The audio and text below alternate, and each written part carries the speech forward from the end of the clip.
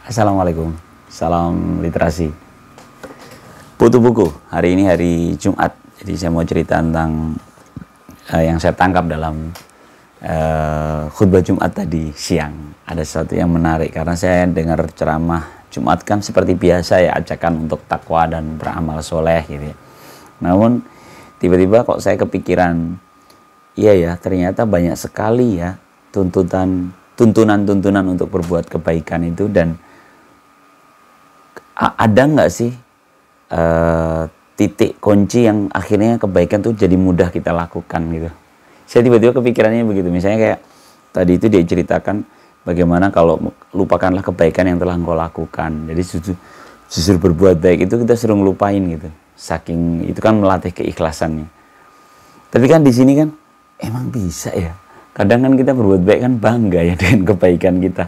Kayaknya nggak gampang itu ya. Atau misalnya seruan untuk tidak boleh marah, untuk tidak gampang tersinggung, untuk terus rendah hati. Sementara dorongan kita di pergaulan sehari-hari semua sebaliknya, ya kan? Kita gampang tersinggung, kita gampang marah, kita cenderung mudah terpantik untuk tinggi hati. Oh, kok susah ya ternyata ya gitu. Sementara bisikan setan di telinga hati kita itu mungkin, Putu, nggak apa-apa, itu manusiawi, kan gitu ya. Marah itu manusiawi, kalau kamu tersinggung itu manusiawi gitu. Tapi pasti ada lah resepnya. Nah itu kan kita pengen tahu resepnya ya. Gimana caranya satu klik gitu, terus kita mudah menjalankan hal-hal yang baik itu gitu. Saya tadi kepikiran itu, padahal dengerin khutbahnya sambil menahan kantuk ya. Tapi kok sampai selesai itu apa ya gitu. Dan waktu tadi siang itu saya terpikir satu resep yang mungkin juga bener apa enggaknya ya, nanti teman-teman boleh nambahi atau mungkin mengkritisi jawaban saya. Tadi siang saya kepikiran resepnya adalah semuanya dengan cara pandang kita yang pas gitu. Misalnya contohnya kan kita peres gitu ya, misalnya kok saya gimana caranya saya berbuat baik tapi lupakan. Jadi udahlah gitu, kalau berbuat baik udahlah gitu. Kita kan kadang-kadang udah berbuat baik, terus yang kita berikan yang menjadi objek kita, perbuatan baik kita itu tiba-tiba melakukan hal yang buruk ke kita langsung orang nggak tahu terima kasih kan gitu. Godaannya kan begitu. Padahal agama mengajarkan untuk harusnya udah gitu. Nah, sebenarnya gimana caranya gitu kan. Nah, saya hubungkan dengan satu lagu yang belum lama ini saya dengar. Sebenarnya udah lama tapi sering saya dengar lagi lewat di Spotify saya, dan saya menikmati. Dan pada satu senja, saya tiba-tiba merasa lagu ini begitu dalam mengingatkan ke saya gitu. Ini hebatnya lagu ya. Kalau benar kata Sujiwo Tejo, puisi harus ada musiknya. Kalau nggak ada musiknya nggak cepet nyampe ke hati. Ini yang nyanyi kebetulan Sujiwo Tejo juga. Jadi Sujiwo Tejo dalam satu lagunya judulnya Utang Rasa. Mungkin teman-teman ada yang ngerti lagunya. Lagu yang dalam sekali. Dia nyanyikan perlahan, trap-trap itu, tapi maknanya dalam. Memang bahasa Jawa. Nggak apa-apa saya bacakan aja lah ya. Saya nggak bisa menyanyikannya. Nanti silakan searching sendiri. Judulnya Utang Rasa, karya Sujiwo Tejo. Urip mung sedelo, urip mung sedelo mampir ngombe. Artinya ya, hidup hanya sebentar, hidup hanya sebentar, sekedar mampir minum. Urip mung sedelo mampir ngombe bayar utang. Hidup hanya sebentar, mampir minum dan membayar hutang. Urip mung sedelo mampir ngombe bayar utang rasa ning kancane, utang rasa dengan temanmu. Dan ternyata nggak hanya kepada teman, tapi juga pada orang tuamu, pada saudara, pada sanak keluarga, pada teman-teman, pada tetangga, pada semuanya. Aku tuh dengar lagu ini tuh langsung oh ini masalah utang rasa sebenarnya. Jadi kebaikan itu sebenarnya hutang rasa gitu. Menurut saya ini sesuatu yang bisa jadi pintu yang tadi memantik kamu akan menjalankan semua kebaikan itu dengan lebih mudah. Dari sudut pandangnya Sujiwo Tejo, di lagu ini adalah utang rasa. Kau berpikir bahwa hidup yang hanya sebentar ini sebenarnya hanya masalah utang rasa gitu. Misalnya kayak ya Allah, orang tua bapak ibu saya itu baik banget ya gitu.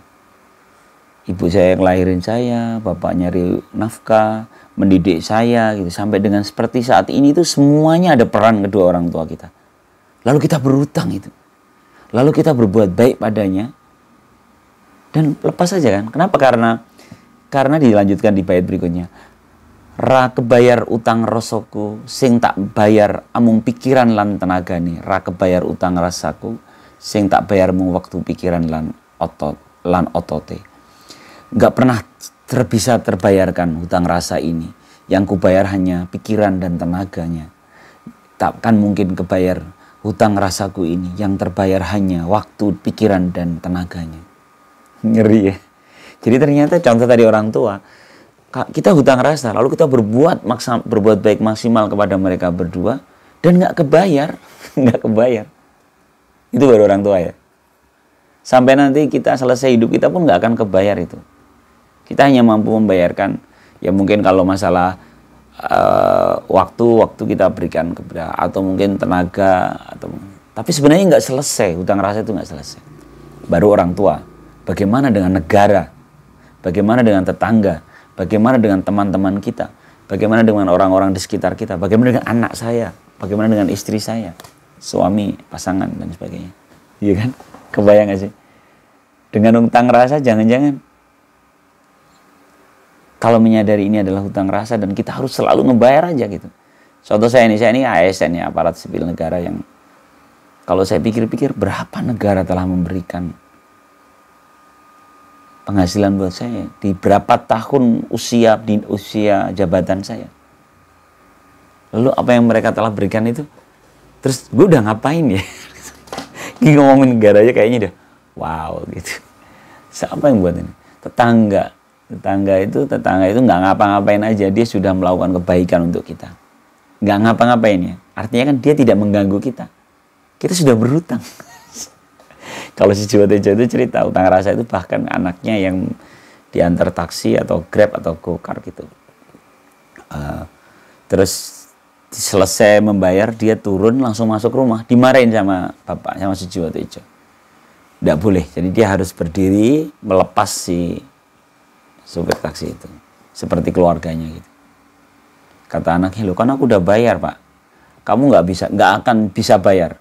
Yang kamu bayar hanya tenaganya, yang kamu bayar hanya waktunya. Padahal rasa itu kamu nggak akan bisa bayar. Apa yang telah dia berikan ke kamu, sampai membawamu sampai ke rumah ini. Ngeri. Waduh, berat banget hidup ini ya. Tapi sejatinya balik ke tema awal tadi, bisa jadi ini adalah pintu menjadikan kita melakukan sesuatu itu mudah. Karena hutang rasa. Dan nggak akan kebayar gitu. Misalnya saya berbuat baik sama orang, kita nggak peduli dia akan berbuat baik ke kita kan. Karena ini kan hutang rasa saya dengan orang sekitar saya. Ini saya proses membayar, bukan menuntut gitu. Ngeri ya. Saya pikir itu seperti letupan yang indah gitu dalam pikiran saya, dan menurut saya sesuatu. Seperti tadi ya, kalau misalnya kita memberikan dengan ringan, ternyata obatnya adalah kalau di pikiran kita berpikir ada hutang rasa. Kalau tersinggung, marah, kalau saya pakai resepnya, kalau diperes ke belakang, ya kamu gampang tersinggung kalau kamu menilai dirimu itu terlalu tinggi. Ya kan? Misalnya saya dimaki-maki nih, dengan sebutan-sebutan kotor, panjang lebar, terus saya sakit hati. Setan mungkin berbisik di telinga saya, Putu, kamu pantas marah. Yang dia lakukan terlalu. Wah, terus saya marah. Itu setan yang berbisik. Karena sebenarnya kalau kita runut ke belakang, kita ini manusia, makhluk yang hina sebenarnya. Tercipta dari air mani, ya, dari hal yang kotor, remeh, gitu, kecil. Kita itu kita itu kecil sekali. Sebenarnya caci maki dia jangan-jangan belum cukup. Jika aslinya kita kecil dan kita bukan orang baik-baik. Orang yang menghina kita itu mungkin hanya tahu sedikit aib kita. Kalau ngerti semua, wah jangan-jangan nggak pantas kita. Dihina itu aja masih kurang. Karena kita punya aib yang banyak banget. Nah, dengan cara pandang seperti itu kan kita jadi nggak gampang tersinggung. Ya, nggak apa-apa, ya, emang bener kali gitu, ya kan? Kalau dia maki-maki mungkin pakai bahasa-bahasa kotor, nama-nama binatang misalnya, anjing. Kalau anjing kan pun ya kita jangan-jangan lebih jelek dari anjing. Karena anjing itu bisa jaga rumah, dia mau berterima kasih. Jangan-jangan kita bukan orang yang berterima kasih. Jangan-jangan ada orang-orang yang telah melakukan kebaikan ke kita dan kita tidak balas kebaikannya. Bukankah kita lebih buruk dari anjing? Karena anjing itu membalas kebaikan tuannya. Ngeri. Itu yang pertama, pintu kalau melawan gampang tersinggung dan cepat marah itu. Pintu keduanya kalau kita mengambil dari sisinya si dia. Kira-kira anggapan dia atas kita itu ada hubungannya nggak sih dengan kenyataannya? Coba cek ulang, anggapan dengan kenyataan itu adakah terhubung? Sebenarnya nggak ngaruh kan gitu. Anggapan orang lain atas kita itu nggak ada hubungannya dengan kita gitu. Saya dulu pernah mengatakan kalimat sakti yang saya sendiri takjub, kok gue bisa ngomong gitu ya waktu dituduh copet di bis, dan saya nggak tersinggung karena saya mengatakan, dah lu ngomong saya copet, tidak lalu menjadikan saya copet gitu. Kalau saya memang bukan copet kan. Jadi sebenarnya anggapan orang, tuduhan, fitnah orang lain ke kita itu ternyata nggak mengubah apa-apa, nggak mengubah apa-apa. Jadi ya nggak apa-apa kan gitu, biasa aja. Tapi saya ngomong gini ntar langsung dites semua, teman-teman langsung maki-maki saya, ngetes kesabaran. Ya saya juga nggak ngerti caranya ya, tapi ini cara mungkin pintunya itu adalah satu titik pemahaman, POV, sudut pandang, point of view yang pas gitu, sehingga membuat kita melakukan kebaikan itu ringan, kita bisa menangkal, kita marah, emosi tersinggung, karena kita, atau kalau kalimat yang indah dari seorang MH Ainun Najib yang saya catat dalam satu kajiannya, dia mengatakan, jadilah engkau ruang, jangan jadi perabotan. Jadi perabotan kamu sibuk mencari tempat untuk meletakkanmu di mana. Tapi ruang tidak. Ruang justru diletakkan macam-macam perabotan di dalamnya. Jadi jadilah engkau ruang. Menurut saya itu sesuatu yang ya gitu. Kalau kamu jadi ruang kan berarti ya biasa aja. Nggak ada selek-selekan orang, kita tempatnya kalian di sini kan. Sorry ini jadi kayak naif ya, tapi menurut saya perlu mengulik ini. Saya pikir teman-teman juga sama ya. Saya tuh kalau dengar pengajian atau ya kayak tadi khotbah Jumat tadi itu kepikirannya gitu. Ini materi ini udah sering dengar, materi tentang kebaikan, tentang jujur, tentang tidak boleh marah, tidak boleh tersinggung. Itu tuh satu yang udah kita dengar dari kecil saat kajian. Pertanyaannya, kita udah bisa belum sih gitu? Kok dari dulu nggak bisa gitu? Makanya aku mikir, pasti ada yang salah dari cara kita memahaminya kan. Nah malam ini saya kepikiran itu. Sebenarnya tadi siang sih. Tapi saya bawa di malam ini, ngobrolan malam ini di Butuh Buku ini sharing aja, nggak tahu saya bener apa salah, tapi paling tidak dari itu. Pesannya itu adalah sudut pandang kita yang pas memantik sikap kita menjadi lebih ringan untuk melakukannya. Kalau ada satu yang terasa berat gitu. Ada mungkin perintah Tuhan yang terasa berat, cek ulang cara berpikir kita, jangan-jangan salah. Misalnya apa? Mau ngelakuin sholat kok berat gitu misalnya, cek ulang lagi. Oh iya, gue hamba nih, gue cuman hamba. Allah udah baik banget. Aku selama ini seringkali nggak nurut, sering langgar larangannya. Dia masih ngasih kesempatan loh buat kita sujud gitu. Kan itu wow gitu. Sehingga kita melakukannya dengan ringan karena cara pandang kita pas gitu. Bahwa Allah ini baik banget. Allah ini baik. Tuhan itu baik banget. Seru ya. Sebenarnya ada lagi di sini ya. Tapi cuma diulang-ulang aja sih. Tapi bahasanya lebih indah di saat terakhir. Sing tak bayar mung waktumu, sing tak bayar mung pikiranmu, sing tak bayar mung keringatmu, utang rasaku kepriye gitu. Jadi bait terakhirnya dalam utang rasanya Sujiwo Tejo itu, yang aku bayar hanya waktumu, yang aku bayar hanya pikiranmu, yang aku bayar hanya keringatmu. Lalu hutang rasaku ini gimana? Kita tidak pernah sanggup membayarnya. Dan ketidaksanggupan kita inilah yang sebenarnya positif. Karena kita terus melakukan hal-hal yang itu dengan ringan karena kita belum merasa cukup atas hutang kita. Saya pernah ngobrol dengan istri saya bahwa sebenarnya hal terburuk saya pada suatu saat nanti ke dia gitu, ke istri saya itu adalah ketika saya merasa saya telah memberi banyak padanya. Iya gak sih? Misalnya kamu kekasihmu gitu ya, terus kamu mengatakan, aku sudah merasa, atau nggak usah dikatakan, kamu rasakan aja dalam diri, aku kurang apa coba? Kalau udah ngomong aku kurang apa, maka yang ada di kepala kita adalah tuntutan agar dia melakukan yang sama ke kita. Menurut saya itu mimpi buruk. Mimpi buruk seorang kekasih adalah saat dia mulai merasa dia telah memberikan terlalu banyak. Padahal sebenarnya hutang rasa kita tidak pernah terbayar. Dan selalu merasa nggak bisa bayar itu menjadi positif gitu. Karena kita jadi siap mendapat respon negatif kayak apapun. Dan kita terus meningkatkan kualitas kebaikan kita seperti apapun karena dahaga untuk meneguk hutang rasa yang terbayar itu. Terus berusaha menutup itu. Cek ulang teman-teman ya. Selama ada pikiran, aku sudah memberi terlalu banyak. Nggak hanya kepada kekasih ya, saya pikir kepada anak, kepada orang tua, kepada negara, kepada masyarakat. Saat kita berpikir kita sudah memberi terlalu banyak, ada yang salah. Karena pasti kualitas layanan kita pasti akan berkurang. Karena kita sudah merasa memberi terlalu banyak. Sudah mulai berhitung. Kalau pacaran itu tanda-tanda mau putus itu. Tuh kan, aku bilang apa? Aku selama ini ngapain coba?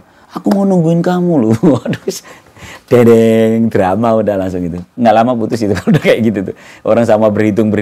Aku dulu gini, kamu gimana sih? Aku dulu gitu. Kalau ngomongin itu kekasih, utang rasamu nggak akan pernah terbayar. Ya jangan nuntut macam-macam. Jadi benar kata Sujiwo Tejo lagi nih, kayaknya malam ini banyak kan ngomongin dia nih, Pak Presiden Jancuker. Kata Sujiwo Tejo kan begitu kan. Ya kalau cinta itu nggak butuh pengorbanan. Karena kalau pengorbanan, kalau dia merasa berkorban, dia sudah nggak jatuh cinta. Ngeri ya, tapi bagus sih menurut saya. Dan jangan-jangan memang materi cintalah yang menjadi pintu bagaimana tugas-tugas agama dapat kita lakukan dengan ringan. Kesimpulan sampai saat ini aku itu. Nggak tahu nanti benar masalah, mohon di komen teman-teman ya. Saya ulang lagi ya, simpulannya ketika tadi saya cerita ya, kalau kita khutbah Jumat dengerin pengajian, tugas-tugas jadi orang baik banyak banget gitu kan. Harus jujur, harus gak gampang marah, gak gampang tersinggung, harus dermawan, harus gak boleh kikir, gak boleh tamak.